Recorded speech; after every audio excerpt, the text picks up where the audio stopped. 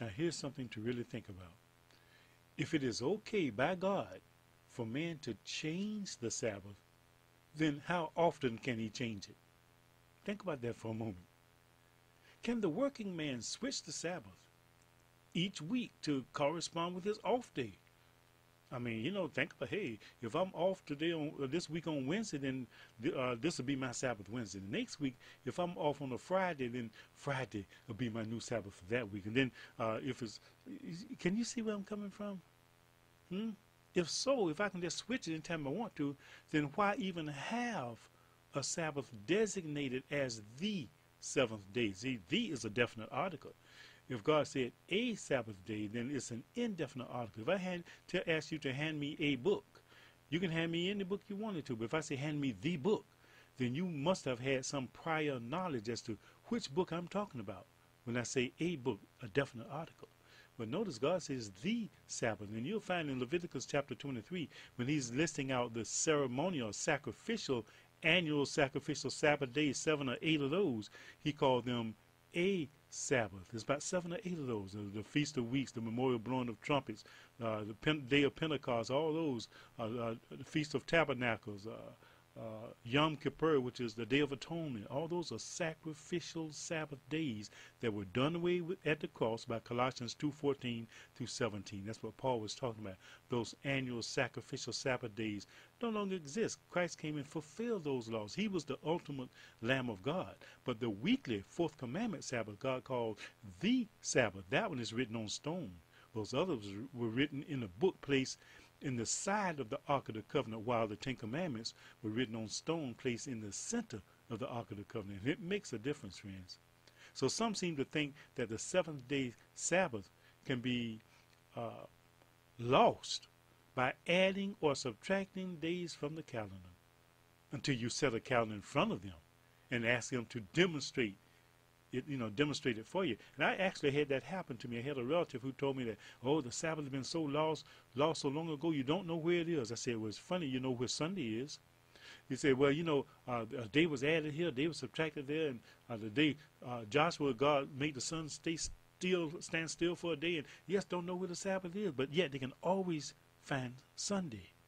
So I took a calendar and I set it down, and I said, show me how you can lose the Sabbath by adding or subtracting days. He looked at the calendar for a moment and turned and walked away. He discovered that he could not do it by adding or subtracting days to or from the calendar. Because he noticed that January had 31 days, February had 28 and sometimes 29, March has got 30 days, April 31, on and on. So every month a day is added or subtracted from the calendar pretty much. So you can't lose the Sabbath that way. So you got to come up with a brand new excuse. How about that? Let me repeat that.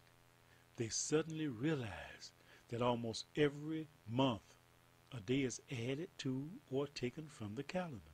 January has 31 days. February 28, sometimes 29. March has 31 days. April 30.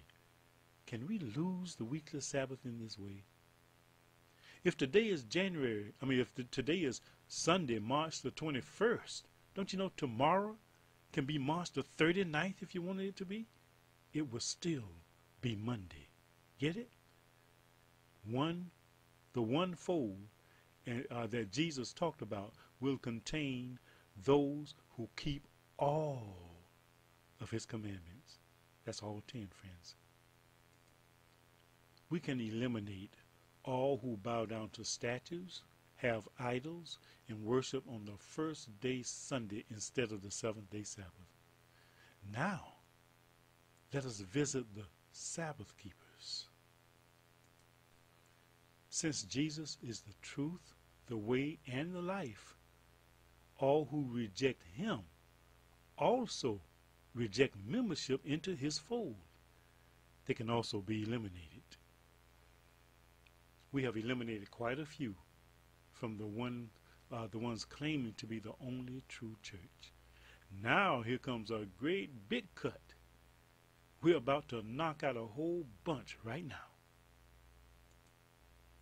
Most of the Sabbath keepers are about to become upset with me right now, but I have to tell it straight up like it is, and I make no apologies.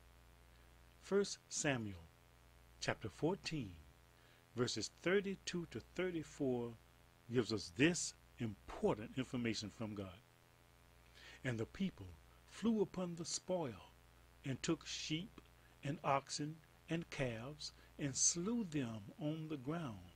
And the people did eat them with the blood. Then they told Saul, saying, Behold, the people sin against the Lord, in that they eat with the blood. And he said, Ye have transgressed.